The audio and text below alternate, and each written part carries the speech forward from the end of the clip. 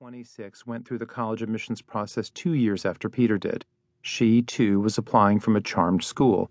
In her case, Phillips Exeter Academy, which was less than a mile from her family's New Hampshire home and which she attended as a day student. She wasn't at the very top of her class, but she had as many A's as B's. At Exeter, one of the most storied prep schools in America, that was nothing to sneeze at. She was also a captain of the cross-country team and active in so many campus organizations that when graduation day rolled around, she received one of the most coveted prizes, given to a student who'd brought special distinction to the academy. Jenna had one conspicuous flaw, a score on the math portion of the SAT that was in the low 600s.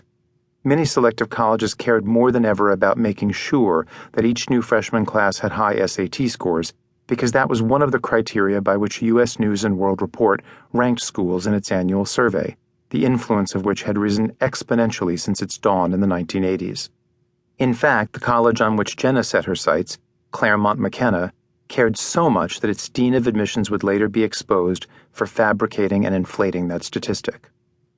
Jenna applied early to Claremont McKenna and was turned down. She was stunned. She couldn't quite believe it. And partly because of that, she didn't sink into a funk but moved quickly to tweak her dreams and widen her net, sending applications to Georgetown University, Emory University, the University of Virginia, and Pomona College, which is one of Claremont McKenna's sister schools.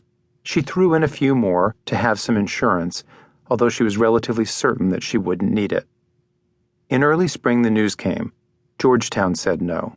Emory said no. No from Virginia. No from Pomona. She felt like some kind of magnet for rejection. Earlier that semester, her first serious boyfriend had broken up with her. He was a sophomore at Stanford, the sort of school she was now being told she simply wasn't good enough for. What was she good enough for? What in the world was going on? Many of her Exeter classmates were bound for the Ivies in their ilk, and they didn't seem to her any more capable than she. Was it because they were legacy cases, from families with more money than hers? All she knew was that they had made the cut, and she hadn't. I felt so worthless, she told me. It was a very, very depressing time. As she remembers it, she was left essentially with two options. One was Scripps College, another of Claremont McKenna's sister schools, though not quite as desired as Pomona. The other was the University of South Carolina. It wanted her badly enough that it offered her a significant scholarship. But that wasn't enough for me, she said.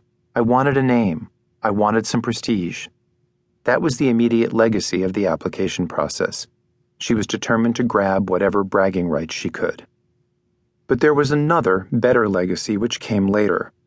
Once she got through the summer, crossed the country to Southern California, beheld how gorgeous the Scripps campus was and saw how well she fit in there, she realized not only that the most crushing chapter of her life was in the past, but that it hadn't crushed her.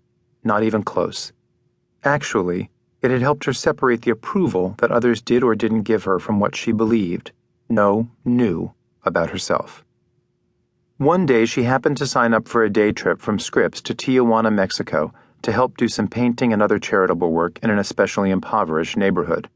When she got there, she recalled, I held a baby who could barely breathe, and the mother didn't have the money to take the baby to the doctor, and you could literally see the United States on the other side of the border.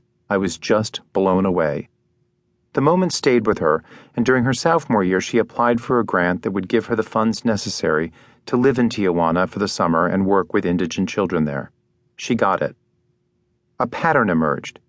I applied for things fearlessly, she said, because I knew now that I was worth something even if I wasn't accepted. Rejection was arbitrary. Rejection was survivable. She entered a contest at her school to spend a weekend among the Mexican poor with Jimmy Carter, and she was chosen. She put in a request to study abroad in Senegal and then in Paris, and she was permitted to do both. After graduation, she went to work for Teach for America, and, toward the end of her time with the organization, she sought a special fellowship in school administration that was typically given only to educators with more experience. She nonetheless received it and later got a federal grant to write the 300-plus pages of the charter for a public elementary school she was proposing to start in Phoenix, where she now lives. That school, serving children from low-income families, opened in August 2014. Jenna is its co-founder and its director of students and operations. I never would have had the strength, drive, or fearlessness to take such a risk